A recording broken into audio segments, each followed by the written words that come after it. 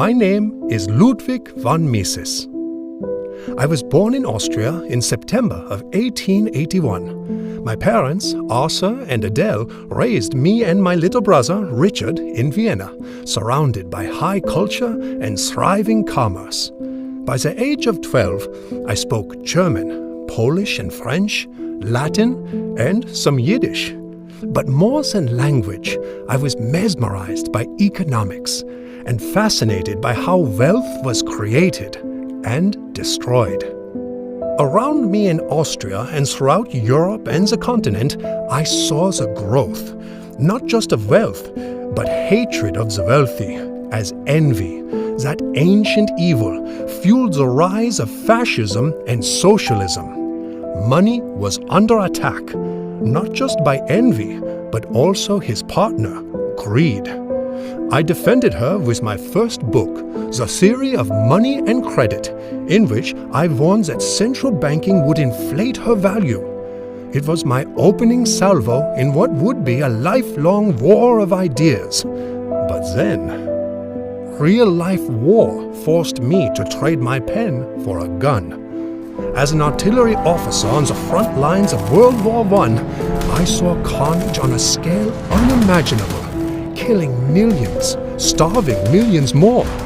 I saw firsthand not just the limits of central planning, but the hatred and madness that war unleashed. Humbled by defeat, immobilized in a hospital by my wounds, I decided to devote the rest of my life to defending civilization against the forces of government tyranny. I wrote Nation, State and Economy, defending free markets and free trade, and dooming my own career in the process.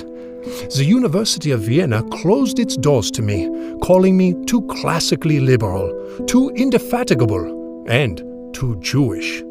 To my mother, I wasn't Jewish enough, falling in love with Schicksa actress Margit. I made new friends, gathered new colleagues and students, including Friedrich Hayek, who enjoyed the spirit of open inquiry with which we exchanged ideas. In 1922, I published Socialism, a comprehensive indictment of socialist economic policies which destroy not just incentives, but information about the value of goods. This book and my Jewish heritage made me a marked man. Hitler Youth were marching in the streets outside my apartment. My countrymen were calling for Austria to join Germany in their great socialist scheme to drive Jews from Europe. I got out just in time. I later learned the Nazis raided my apartment, seized my papers, and burned my books in the streets. But my greatest book ever burned yet inside of me. I decided to write a book for the ages, Human Action, in which I would present a comprehensive case for laissez-faire, capitalism-based individual decision-making. With my country now being consumed by National Socialism and all Europe and soon the world on the brink of war, I had a life or death decision to make myself. My wife, Margit, our two daughters and I made our harrowing escape through the hills and back roads, narrowly evading Nazi capture, and eventually made our way to America. Though grateful for my life, at 60 years of age, I felt defeated. I set out to be a reformer and felt I had only managed to become a historian of decline. Yet in my new country, America, I once again made new friends who raised money for me to teach at New York University. I attracted new students, including Murray Rothbard, George Reisman, and Leonard Read. I wrote new books, including Omnipotent Government, a systematic refutation of the National Socialist doctrine. I wrote Bureaucracy, which made the case against big government and the administrative state. And finally, my friend Henry Hazlitt convinced me to translate my magnum opus, Human Action, into English.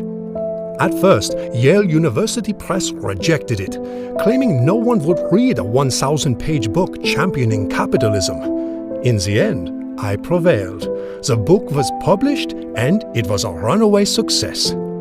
Friends introduced me to another writer who defied publishers' expectations. Her name was Ayn Rand. Like me, she had also fled socialist dictatorship. Her novel, Atlas Shrugged, celebrated heroic entrepreneurs and creative individuals.